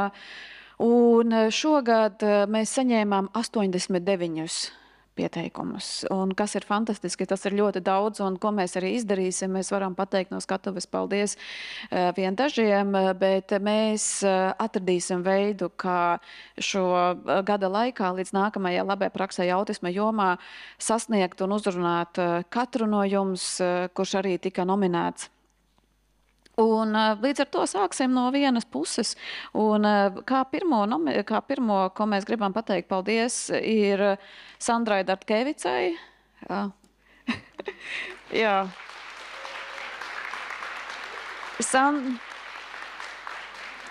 Sandru, mēs sāksim ar tevi, tāpēc, ka tu arī biji viens no mūsu starta punktiem tieši atbalstīt ceļā projektā, un ne tikai tur, tu arī bija viens no pirmajiem atbalsta punktiem Autisma apvienībā. Es tevi atceros kopš tām pirmajām dienām, kad tu jau biji, tad, kad es sāku darboties Autisma apvienībā, tu jau biji.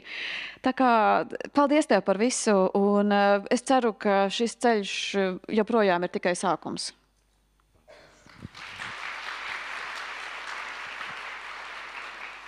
Paldies! Es esmu pārsteigta un priecīga. Tā ir ļoti liela atzinība priekš manis.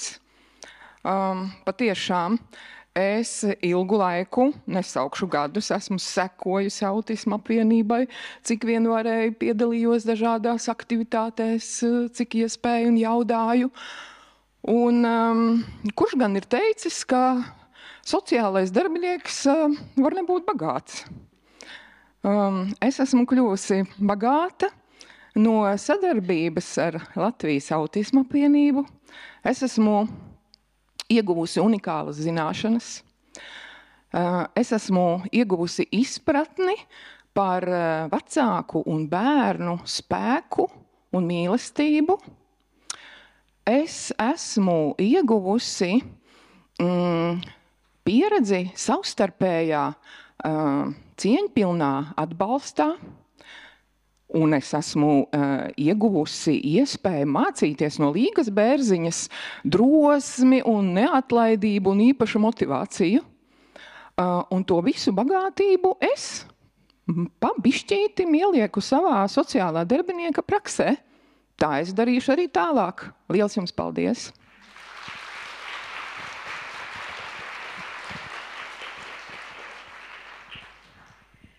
Otro paldies mēs vēlamies pateikt RSU stomatoloģijas institūtam. Mums kolosāli. Mums ir kāds no stomatoloģijas institūta? Laikam nav. Tad mēs pateiksim ekrānos stomatoloģijas institūtam paldies. Mēs viņus satieksim un satiekam ļoti bieži, jo tāpēc, ka stomatoloģijas institūts ir tas, kurš nāk pie mums ar idejām, ka, hei, klausieties, šogad jādara tā, mums ir jāiet tālāk, mums ir jādara vēl vairāk. Un tā brīnišķīgā ziņa ir tāda, ka stomatoloģijas institūts ir piesaistījis arī savus studentus, un tagad mūsu darbnīcas būs arī studentiem obligātajā apmācība programmā.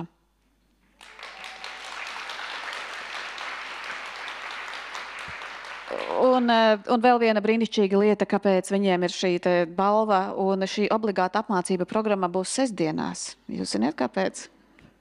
Tāpēc, ka mūsu vecāki tiek sestdienās. Mēs no sākuma mēģinājām veidot darbnīcas otrdienās un ceturtdienās, bet vecāki netiek, jo tas tik un tā ir milzīgs darbs. Un iedomājieties, un viņi pielāgojas, un mēs esam tik laimīgi. Tā kā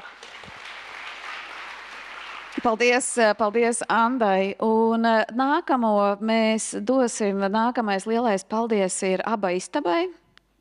Nāciet ap. Un paldies komandai, jo tāpēc, ka jūs arī sadarbību ar stomatoloģijas institūtu pacēlāt nākamajā līmenī. Jo pēc viena izmisuma sauciena, kad mums trūka brīvprātīgie, jūs abas divas atsaucāties. Jā, es atceros vēl tā, ka jūs bijāt kopā. Jā, kad jūs atsaucāties, un tas fantastiskais ir, ka mums, tad, kad jūs redzējāt tos cepumus, saldumus, tos visus, un tajā brīdī, tad, kad bērni taisīja cepumus glazūras, tad Aba istabas komanda stāstīja vecākiem par zobiņu tīrīšanu. Jo, kā jūs zināt, ka ļoti bieži mēs, tā kā mūsu bērniem, daudziem ir pozitīvie motivatori saldumi, bet ar to tu nevari motivēt ar saldumiem iztīrīt zobus uz nakti. Jā? Un līdz ar to mums ir vajadzīgs kāds speciālists, kurš ir gatavs un spēj šo lauku laust un loku laust. Un paldies jums arī par šo sadarbību. Jums arī jāpasaka daži vārdi. Jā, paldies visiem, paldies, kas mūs nominēja. Paldies mūsu vecākiem, kurus jau mēs varam saukt par draugiem, ar kuriem mēs jau varam pajokot, jau visu, ko izrunāt daudz. Jā, tā kā mums ir liels prieks tiešām saņemt šo godalgu. Jā, vai tev arī kaut kas? Paldies, es jūtos kā ģimene šeit. Mans bērns mierīgi guļ, un tas ir lielākais prieks. Paldies, liels prieks būt starp jums. Es jums teicu, vai ne? jā, paldies liels. Nākamais ir mēs iedos, es to tās, jā, tad nākamais, ka mēs vēlamies milzīgi pateikt paldies, ja mēs turpinām par medicīnas tēmu, ir Paula Stradiņa medicīnas vēstures muzejam. Komanda, es jūs neredzu vēl, bet jūs noteikti esat. Nāciet. Un Un kamēr mēs gaidām medicīnas vēstures muzeju, atnākam pēc balvas, es varbūt pastāstīšu savu stāstu, ka man bija arī mans bērns nerunāja, un tad, kad viņš atsāka savu runāt 5 gadu dzimšanas dienas pasākumu, mēs organizējām medicīnas vēstures muzejā, jo tāpēc, ka pirmā viņa fiksācija bija tieši uz medicīnas tēmu, jo viņš bija nabaks tik daudz vilkts pa dažādiem ārstiem, ka visi viņa jautājumi sākot runāt bija tieši par medicīnu, un līdz ar to jūs atvērāt durvis autisma jomai pat daudz ātrāk nekā jūs par to varat iedomāties, ka pie jums jau ir bijuši autismam draudzīgi pasākumi. Un paldies par jūsu pacietību, paldies par jūsu bezgalīgo vēlmi zināt par jūsu jautājumiem. Paldies, ka jūs augat kopā ar mūsu vecākiem un mūsu jauniešiem, un mums katra tā darbnīca pie jums ir tik daudz atklājumi. Kolosāli. Paldies! Nu, laikam jāsaka milzīgs paldies Pauls Stradling medicīnas vēstures muzeja vārdā un arī personīgi no mums par šo atzinību. Tā ir tiešām liela, un mēs ļoti priecājamies, jo muzejam ļoti būtiski ir tieši iekļaujošas izglītības piedāvājums. Un, laikam, no nodarbība viedokļa es gribu teikt, ka ļoti daudz lietas ir būtiskas, lai būtu laba nodarbība, bet, manuprāt, viss svarīgākais ir spēt ieraudzīt bērnus, un, acīm redzot, mums tas izdevās ieraudzīt un radīt to vidi, lai katrs justos labi un apgūt jaunas zināšanas.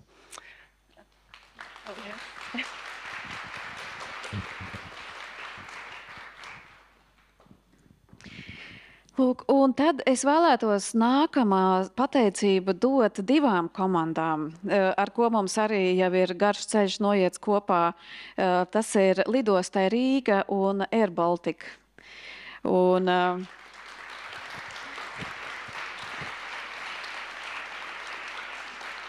es redzēju Gunta, jā. Un tad arī, kamēr es gaidu jūs, es atceros Gunta zvanu, un kad Guntis pateica, Līga lidmašīna būs. Un tad es sapratu, ka šī te mūsu sadarbība ir gājusi tālāk, un es arī ļoti pateicu, gribu tev, Gunti, pateikt paldies. Mūsu draudzība arī jau ir ļoti sena, mēs pat esam izveidojuši filmiņu kopā, ja, jo tāpēc, ka citi saka tā, kā tas var būt, kā viņš uzdrošinās vispār kaut kur lidot, viņiem taču ir autisms, jā, viņiem tur ir jābūt mājās un jācieš. Bet tā nav, vai ne? Mums ir ļoti svarīgi, lai bērni ceļo, lai bērni ierauga pasauli, lai viņi atklāja jaunas intereses, jo tas mazina viņa trauksmi, un viņi ir gatavi ļoti daudz ko darīt, lai viņi atkal nākamajā gadā kaut kur aizbrauktu. Un paldies, ka jūs iedodat šo jēgu, un paldies arī, ka Gunti, vai arī Air Baltica komandai, ka jūs domājat uz priekšu vairāk nekā es, jo tāpēc, ka tad, kad tu man zvanīji augustā, teici, ka mums jātaisa ekskursija, es vēl nesapratu, un tad, kad tu piedāvāji 2. datumu, un es teicu, tas ir tieši pirms skolēna brīvdienām, un tu teici, jā, tā tas ir arī domāts, ka paldies, ka jūs arī atrodat šo laiku, pieskaņoties mums un mūsu vajadzībām, un tiešām organizēt šo te vissarežģītāko posmu ceļošanā tieši pirms šiem te braucieniem. Tā kā tas būs jums, lūdzu.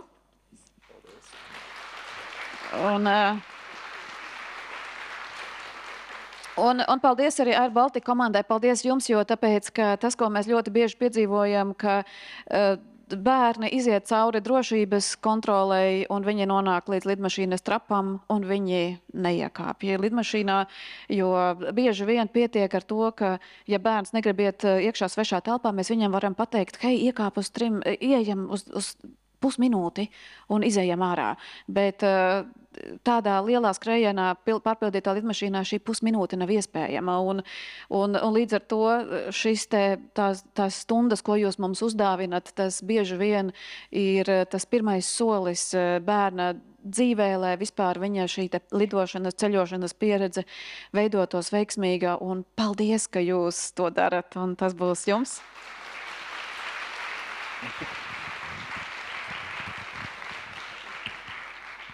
Jā, sveicināti visiem. Liels gods būt šeit. Paldies jums visiem. Mēs Rīgas lidostā vēlamies, lai ik katram ir iespējas ceļot. Tāpēc mēs noteikti turpināsim strādāt pie tā, lai mēs attīstītos gan paši, attīstītu pieejamu vidi un strādāt bez diskriminācijas.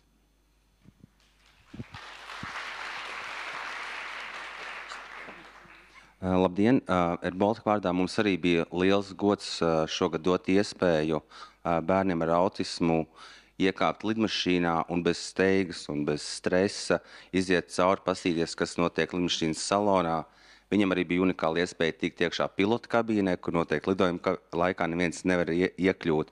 Un mēs redzējām, ka bērni nebaidījās esot lidmašīnā, un es ceru, ka tas iedrošinās viņus arī nākotnē vairāk ceļot un apceļot un apskatīties, kas notiek pasaulē. Un mēs ceram, ka mūsu sadarbība arī turpināsies nākamajos gados, un mēs vienmēr esam gatavi un atvērti dialogam.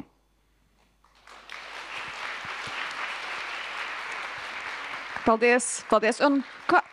Paldies, jā. Un kāds no mūsējiem noteikti arī nopirks savu lidmašīnu. Mums vajag tikai nedaudz laika un arī iespējas ir nepieciešamas. Un tad nākamo balviņu mēs vēlētos pasniegt SV Bungu studijai par fantastisko darbu un par iespējām un par formulu meklējumiem un par tiem darbiem, kas tiek veikti gan kopā, gan atsevišķi, jo, kā jau jūs dzirdējāt no mūsu šīs te mazās prezentācijas, mūsu bērniem ar mūziku ir īpaši sarežģītas attiecības, jā, un ļoti bieži tas nav tāpēc, ka nevis viņi nespēj ciest troksni, bet viņiem ir īpaši smalka dzirde, un viņi mūzikas stundā nevar pateikt, es atvainojos skolotāji, es metu krēslu, tāpēc, ka jūs šķībi dziedat. Bet tas, ko mēs redzam super sarežģītas uzvedības izaicinājumus, un līdz ar to mēs ļoti, ļoti priecājamies par katru kontaktu, par katru iespēju, ka katru cilvēku, kurš meklē un kurš pieņem un atver savas durvis, un arī autisma vārds jums jau ir daudzus gadus pazīstams. Tā kā paldies! Jā, es gribēju pateikt visiem paldies par šo darbu, ko jūs darat Autisma apvienībai, arī nominatoriem. Un paldies Dievam, ka viņš ir devis iespēju palīdzēt arī šiem bērniņiem. Slavu Dievam, lai Dievs svētī jūs. Paldies! Un nākamais paldies būs Mairitai Krišānei. Un Mairita saņēma arī visvairāk tieši reģionālās nominācijas, un ne tikai no Valmieras puses, bet arī no visas Vidzemes, es pateikšu. Jā, un jā, paldies!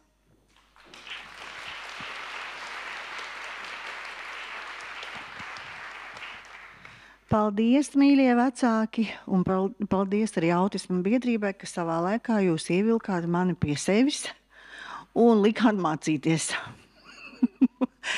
Tas devis ir rezultātu. Un vecākiem es gribu teikt, nebaidīties, atvērt durvis, kaut atslēga ir priekšā.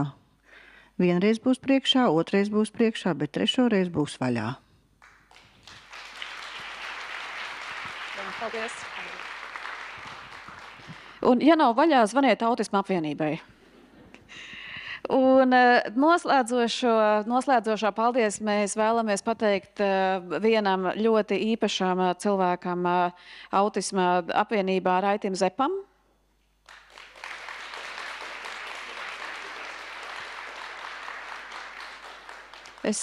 Raiti, tu esi kaut kur zālē? Tu paņemsi, jā? Tad tu arī nāks, tev būs jānāk uz skatu, bet tu nenāks uz skatu. Jā, tad mēs arī pateiksim Raitim Zepam, un paldies Raitim Zepam, un es arī vēlējos publiski pateikt paldies Raitim, un arī pateikt paldies Nellijai Repinai, jo tāpēc, ka Raitis, jā,